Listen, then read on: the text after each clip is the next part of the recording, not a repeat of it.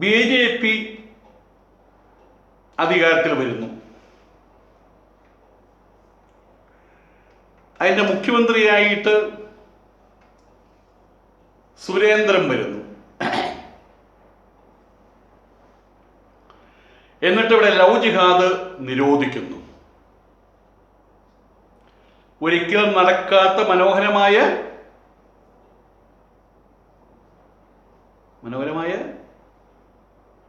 അതന്നെ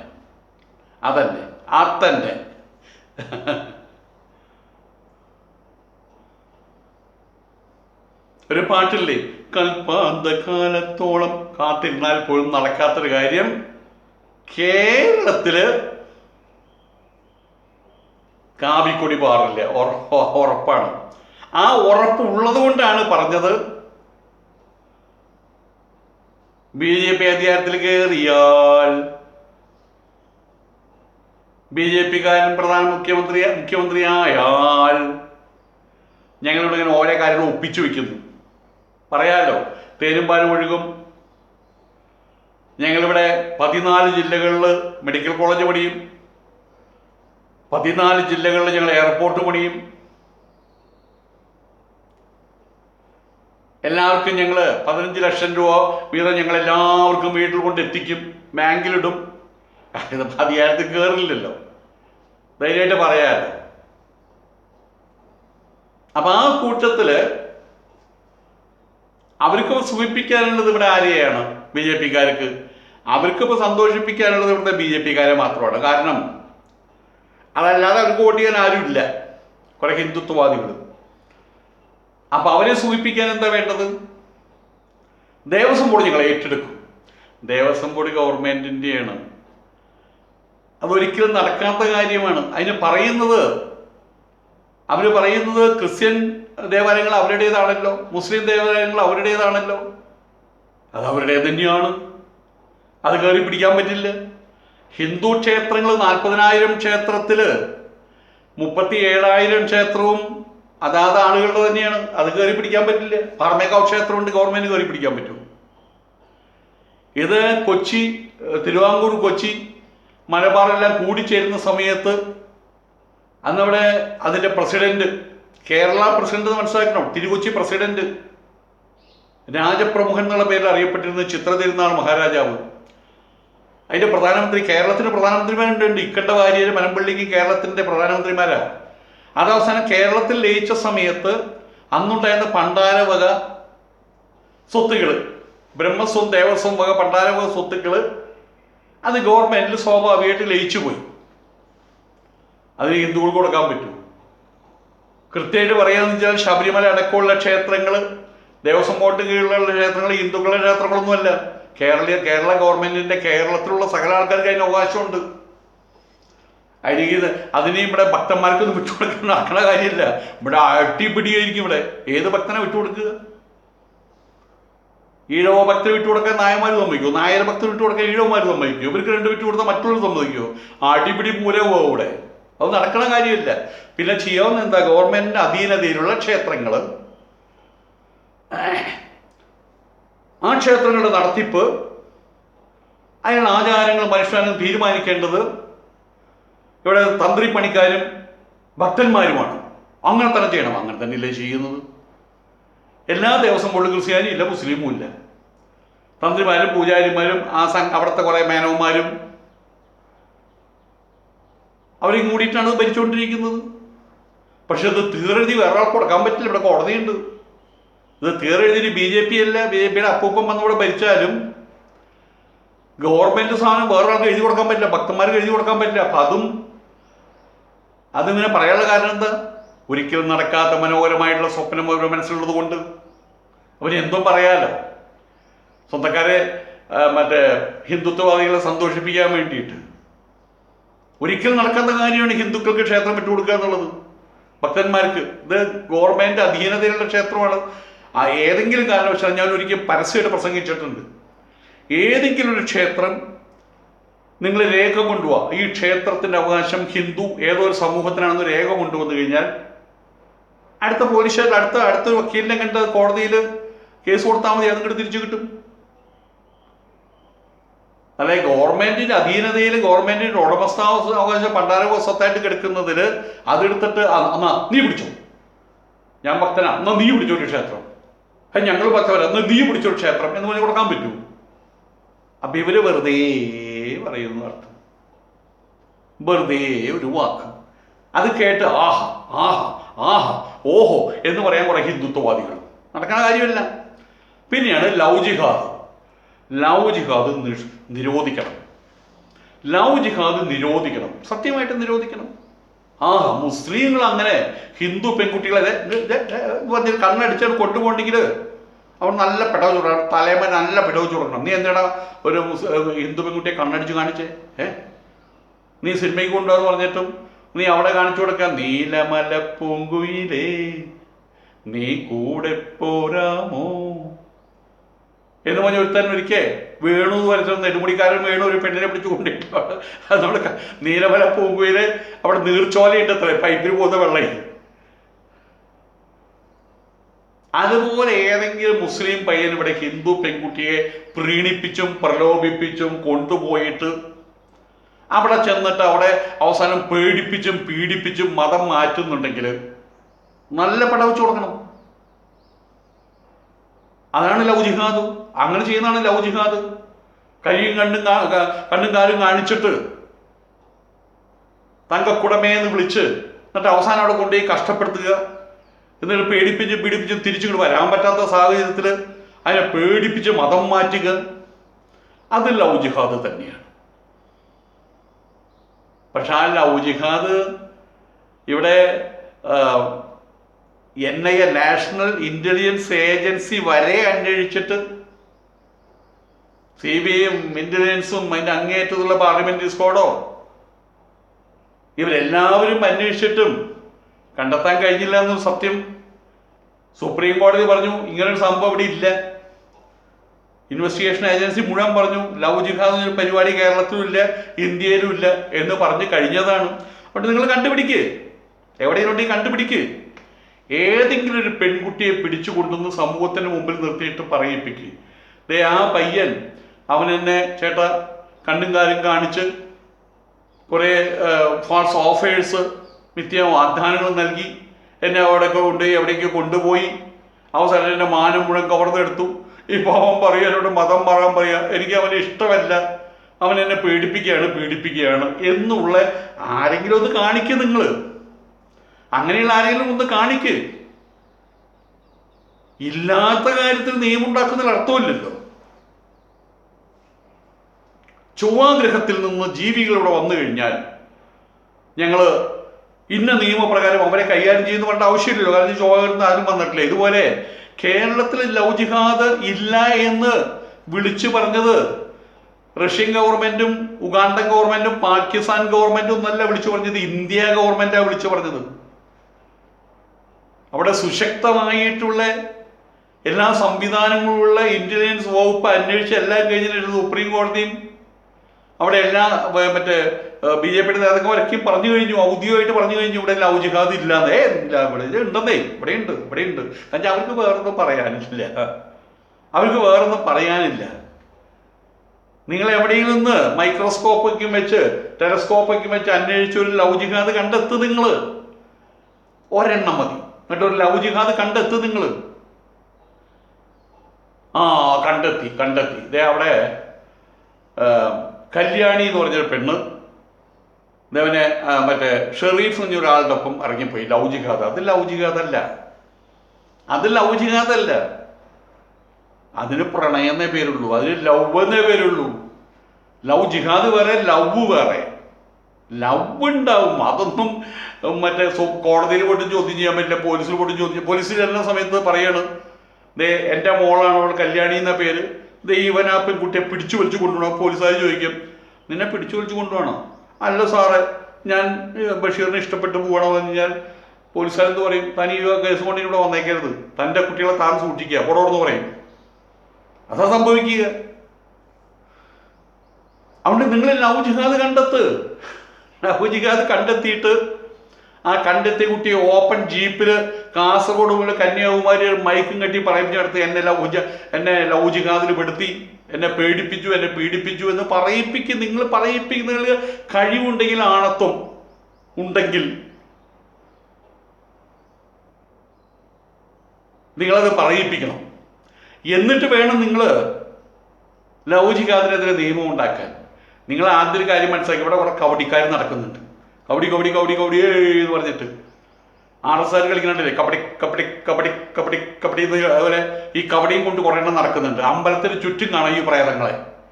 ഇവന്മാർ കബഡി എടുത്തിട്ട് അതിൽ സർപ്പനുണ്ട്, സർപ്പൻ.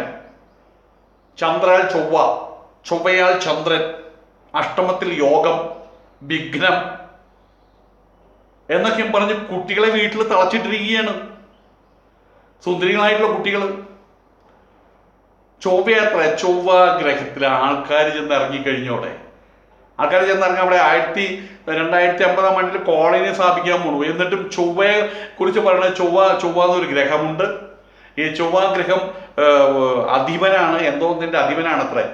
അപ്പം അയാളുടെ പ്രധാന പരിപാടി കേരളത്തിലുള്ള ഹിന്ദു പെൺകുട്ടികളുടെ കല്യാണം മുടക്കലാണ്. ആലോചിച്ച് നോക്ക്.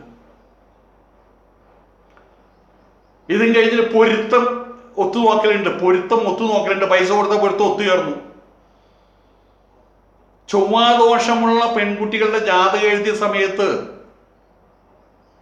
എന്നോട് വന്ന് പറഞ്ഞിട്ടുണ്ട്, കുട്ടിക്ക് ചൊവ്വാദോഷമാണല്ലോ സ്വാമി, എന്താ ചെയ്യുന്നത്? പറഞ്ഞ് വല്ല മരങ്കോടനും പിടിച്ചു കൊടുക്കരുത് കേട്ടോ. ഈ ചൊവ്വാദോഷമുള്ള കുട്ടികളെ ചൊവ്വാദോഷമുള്ളവരെ കൊടുക്കാൻ പറ്റുള്ളൂ. അവസാനം വല്ല IPS IAS MBBS ഉള്ള കുട്ടികൾ അവസാനം ഏതെങ്കിലും കപ്പലണ്ടി കച്ചവടക്കാരൻ്റെ ഏതെങ്കിലും ഒരുത്തൻ്റെ തലയിൽ കൊണ്ട് കെട്ടിവെക്കും. അത് അവസാനം ആത്മഹത്യയിൽ. ഞാൻ അവരോട് പറഞ്ഞു, ഞാൻ എന്താ മാർഗം സ്വാമി? നിങ്ങളൊരു കാര്യം ചെയ്യും, ഞാൻ മാർഗം ഉണ്ടാക്കി തരാം. എന്ത്? ഒരു 150 രൂപ കൊണ്ട് താന്ന് പറഞ്ഞു. സ്വാമി 150 1500 വരെ തരാം. 150 മതി. കാര്യം നടന്നൊരു 1500 തന്നോ, കുഴപ്പമൊന്നുമില്ല. ഉണ്ടായ സംഭവമാണിത്, മണ്ണാർക്കാട് വെച്ച് ഉണ്ടായ സംഭവമാണ്. 150 രൂപ തന്നു. ഞാൻ എൻ്റെ സുഹൃത്ത് മോഹനും കൂടിയിട്ട് അവിടെ ഈ ഹോറോസ്കോപ്പ് കമ്പ്യൂട്ടർ തയ്യാറാക്കുന്ന ഒരാളുടെ അയാളുടെ അടുത്ത് പോയിട്ട് പറഞ്ഞു, സുഹൃത്തെ ജാതകം അതിൽ അല്പം ഒന്ന് അങ്ങോട്ട് ഇങ്ങോട്ട് ട്വിസ്റ്റ് ചെയ്തിട്ട് ആ സർപ്പൻ അങ്ങോട്ട് എടുത്ത് കളയുക, ലഗ്നത്തിൽ വിഗ്രഹം ഉണ്ടല്ലോ അതൊക്കെ എടുത്ത് കളയുക, പിന്നെ ചൊവ്വാദോഷം എന്നുള്ളത് തിങ്കളാഴ്ചയാക്കിയിട്ട് മാറ്റിയാൽ മതി. ഓ അതിനെന്താ ബുദ്ധിമുട്ട്? അയാൾ അവിടെ ഡക്കടി ഡിക്കടി ഡിക്കടി കുടുക്കടി കൂടെ നടിച്ചു. ഇതെല്ലാം കഴിഞ്ഞു. ആ ബുക്ക് എടുത്തിട്ട് കമ്പ്യൂട്ടറിൻ്റെ ഉള്ളിൽ തള്ളി. ദേ പുറത്തേക്ക് വരണു രാജയോഗം. ചൊവ്വയും പോയി, ബുധനും പോയി, സർപ്പനും പോയി, ലഗ്നത്തിൽ വിഗ്രഹവും പോയി, എല്ലാ കോപ്പും പോയി. ആ കുട്ടറെ കല്യാണം കഴിഞ്ഞു. അതിനുശേഷം അയാൾ പറഞ്ഞു, സ്വാമിക്ക് എന്താ വേണ്ടതെന്ന്. ഞങ്ങളയാളെ കുറച്ചൊക്കെ ഒന്ന് മാറ്റി പിടിച്ചു വിട്ടാ. ഞങ്ങളെല്ലാവരും കൂടിയിട്ട് അട്ടപ്പാടിയിൽ കൊണ്ട് ടൂറൊക്കെ പോയി. ഒരു പെൺകുട്ടറെ കല്യാണം, സ്വാമിയുടെ കഴിവുകൊണ്ടൊരു പെൺകുട്ടറെ കല്യാണം നടത്തിച്ചതല്ലേ. ഒരു ജീപ്പൊക്കെ എടുത്ത് ഞങ്ങൾ 5-8 പേരൊക്കെ കൂടിയിട്ട് അട്ടപ്പാടി ഒക്കെ കാണാൻ പോയി. സൈലന്റ് വാലിയൊക്കെയും കാണാൻ പോയി. അതങ്ങനെ ഇങ്ങനെ കുട്ടികളെ തളച്ചിട്ടിരിക്കുകയാണ് ഇവിടെ. അതുപോലെ തന്നെ ഇന്നിപ്പോൾ സാമൂഹികമായിട്ട്, സാംസ്കാരികമായിട്ട്, സാമ്പത്തികമായിട്ട്, ഈശ്വര ഭയപരമായിട്ട്, ഭക്തിപരമായിട്ട്, ഇനി മാത്രമല്ല നല്ല രൂപത്തിലും കോലത്തിലും ഒരുത്തരവിടെ കാണാൻ പറ്റൂ. ഹിന്ദു പിള്ളേരിൽ മുഖത്തിന് ഐശ്വര്യമുള്ള. ഇപ്പം സിനിമയിൽ മുഴുവൻ സിനിമാടന്മാരും മുഴുവൻ ക്രിസ്ത്യാനികളും മുസ്ലിങ്ങളും അവരെ തന്നോട് വിളിച്ചു പറഞ്ഞതാണ്. ഞാൻ പറഞ്ഞൊരു കോലുള്ള ഒരു സാധനത്തിനെ ഹിന്ദുവിനെ കാണിച്ചതാ, അയാളും സിനിമാടനാകും. അങ്ങനെ ഒന്നില്ല ഇവിടെ. സാംസ്കാരികമായിട്ട് തകർന്ന് തരിപ്പണാണ്. അവരുടെ ഒരു ഗീതാശ്ലോകം ചെല്ലാൻ പറഞ്ഞാൽ അവനറിയില്ല. സാമൂഹികമായിട്ട് അവനൊരു കൂട്ടായ്മയില്ല.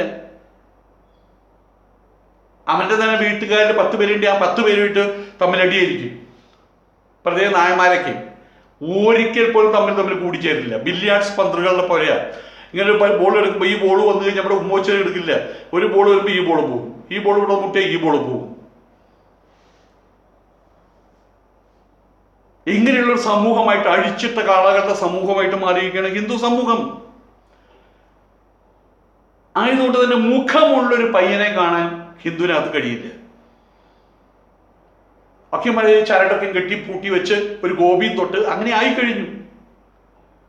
വർത്തമാനം പറയുന്ന സമയത്ത് എന്തെങ്കിലും വാക്ക് അല്ലെങ്കിലും ബർട്രാൻഡ് റസൽ അങ്ങനെയല്ലേ പറഞ്ഞു വെച്ചാൽ അവനറിയില്ല എന്താന്ന്. പഠിപ്പിന്റെ കാര്യത്തിൽ dim dim dim dim dim decline ചെയ്തുകൊണ്ടിരിക്കുകയാണ് ഹിന്ദുക്കൾ. പെരുമാറാൻ അറിയില്ല, പെരുമാറാൻ പഠിപ്പിക്കണ്ടേ. മാതാപിതാജമേ ശത്രു, മാതാവും പിതാവോ പഠിപ്പിക്കണ്ടേ. ഏന ബാല്യേന പാഠ്യത, പഠിപ്പിക്കേണ്ട സമയത്ത് ബാല്യമായിരിക്കുമ്പോൾ സമയത്ത് പഠിപ്പിക്കണം. മറ്റുള്ള സ്ഥലത്ത് മദ്രസകളിൽ പോയിട്ടും പള്ളിയിൽ പോയിട്ടും സൺഡേ ക്ലാസ്സിലൂടെയും പഠിപ്പിക്കുന്നുണ്ട്. എങ്ങനെ എവിടെ വെച്ച് ആരോട് ഏത് വിധത്തിൽ പെരുമാറണമെന്നൊക്കെ പഠിപ്പിക്കുന്നുണ്ട്. ഇതൊന്നുമില്ലാത്തൊരു ചരക്കായിട്ട് മാറിയിരിക്കുകയാണ് ഹിന്ദു. സ്വാഭാവികമായിട്ട് കുട്ടികളെങ്കിലും പഠിക്കാൻ പോകുമ്പോൾ അവർ സ്കൂളിലോ കോളേജിലോ ഏതെങ്കിലും പ്രൊഫഷണൽ സ്ഥാപനങ്ങളിലോ പഠിക്കാൻ പോകുന്ന സമയത്ത് സ്വാഭാവികമായിട്ട് അവരുടെ മനസ്സിനെ കവർന്നെടുക്കുക ആരായിരിക്കും? മുസ്ലിം പിള്ളേർ, ചിലപ്പോൾ ക്രിസ്ത്യൻ പിള്ളേർ. അവരാ ചെയ്യുക. പ്രൊഫഷണൽ വിദ്യാഭ്യാസത്തിനകത്ത് ഹിന്ദുക്കളുടെ കാര്യം കഷ്ടമായി മാറിയിരിക്കുകയാണ്. അതൊക്കെയും ഇസ്ലാം മൊഫബേഡ് വരുമ്പോൾ ഇസ്ലാം മുസ്ലിങ്ങൾ അതൊക്കെയും ചെയ്യുന്നത് ഞങ്ങളെ തള്ളി തള്ളി തള്ളി കളയുന്നു. സ്വയം നന്നാവാൻ കഴിയാത്തവർ അവർ തള്ളപ്പെട്ട് പോവുക തന്നെ ചെയ്യും. അതെല്ലാവർക്കും അറിയാം. നമ്മൾ പലപ്പോഴും പറഞ്ഞ കാര്യമാണ് അതൊക്കെ. പിന്നെ ഈശ്വരഭക്തി എന്ന് പറഞ്ഞു കഴിഞ്ഞാൽ മതപരമായിട്ടൊരു കാര്യമാണത്, മതസംബന്ധിയായിട്ടൊരു കാര്യമാണത്. എന്താ ഈശ്വരൻ എന്ന് ചോദിച്ചാൽ കുട്ടികൾക്ക് അറിയില്ല.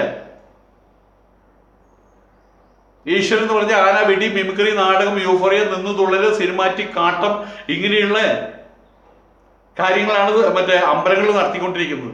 ഒരിക്കൽ പോലും എന്താണ് പ്രസ്ഥാനത്രയം, എന്താണ് ഉപനിഷത്ത്, എന്താണ് ഗീത, എന്താണ് ബ്രഹ്മസൂത്രം, പണ്ടേ പോലെ ആർക്കും അറിയില്ല, ആർക്കും അറിയണമെന്നും താല്പര്യമില്ല.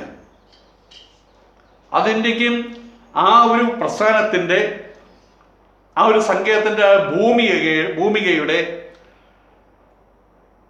താക്കോല് കൈവശം വെച്ചിട്ടുള്ള സന്യാസിമാർക്ക് ഇവരിട്ട പേരാണ് നായിൻ്റെ മക്കളെന്ന്. ഹിന്ദുക്കളുടെ പേരാണ്. പിന്നെ എങ്ങനെയാണ് നന്നാവുക? ആചാര്യന്മാരെ ഇവർ വിളിക്കുന്ന പേരാണ് നായിൻ്റെ മക്കൾ.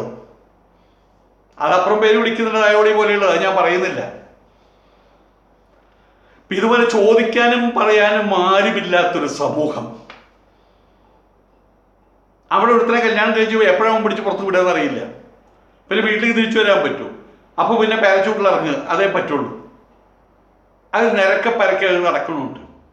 ആയതുകൊണ്ട് തന്നെ ഹിന്ദു പെൺകുട്ടികൾ അവർ ലവ് ചെയ്യും. ആരെ? മുസ്ലിം ആൺകുട്ടികളെ ലവ് ചെയ്യും. നല്ല കുട്ടികളാണ്, ഇവരും ലവ് ചെയ്യും. അത് രണ്ട് ലവും കൂടുമ്പോൾ അവിടെ നടക്കുന്ന കല്യാണമാണ്. ഒരിക്കൽ പോലും സാമൂഹികമായിട്ടും സാമ്പത്തികമായിട്ടും സാംസ്കാരികമായിട്ടും അത്യുന്നത ഭാഗങ്ങളിൽ നിൽക്കുന്ന മുസ്ലിം സമുദായത്തിനൊരു പയ്യൻ വന്ന് ഈ മണവളാഞ്ചന്മാരുടെ വീട്ടിൽ പുതിയാപ്പിളയായിട്ട് അവിടെ നിൽക്കാൻ പോകുന്നില്ല. എളിപ്യൻ നായരായിട്ട് അവിടെ നിൽക്കാൻ പോകുന്നില്ല. അച്ചി വീട്ടിലാണ് സുഖം എന്ന് അവൻ പറയാനും പോകുന്നില്ല. അതുകൊണ്ട് പെൺകുട്ടി അങ്ങോട്ട് തന്നെയേ പോക്കുണ്ടാവുള്ളൂ.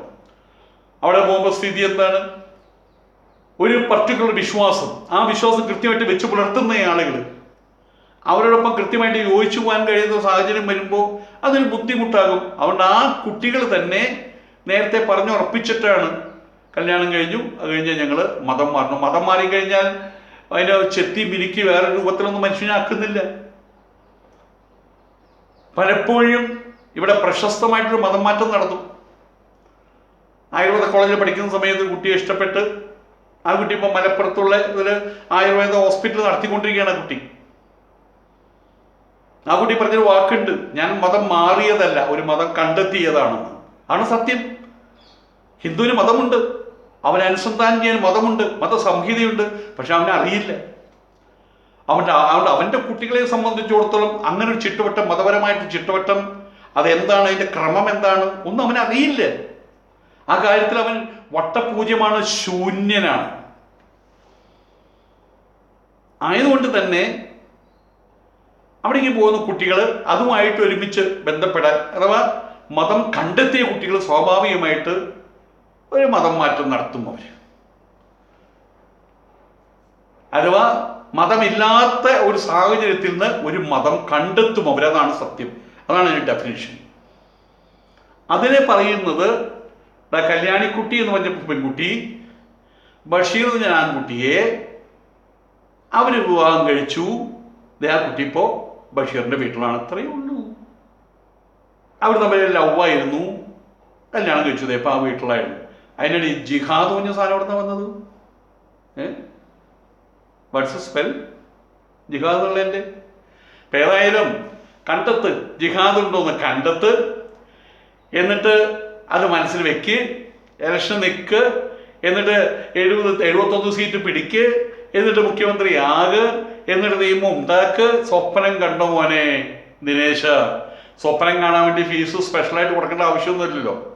ഞാൻ മിക്ക ദിവസവും സ്വപ്നം കാണാറുണ്ട്, അടുത്ത പ്രധാനമന്ത്രി ആവണേ എന്ന് പറഞ്ഞിട്ട് വൈകുന്നേരം എടുക്കും. അങ്ങനെ ചിലപ്പോൾ ഞാൻ കാണാറുണ്ട്. കാലത്ത് 3 മണിക്കൊക്കെ എഴുന്നേൽക്കുമ്പോൾ ഞാനിങ്ങനെ മുഖ്യമന്ത്രി കസേരയിൽ ഇങ്ങനെ ഇരിക്കുന്നത്, 56 ഇഞ്ച് നെഞ്ചുമായിട്ട് ഇങ്ങനെ ഇരിക്കുന്നതൊക്കെ ഞാൻ ചിലപ്പോൾ സ്വപ്നം കാണാറുണ്ട്.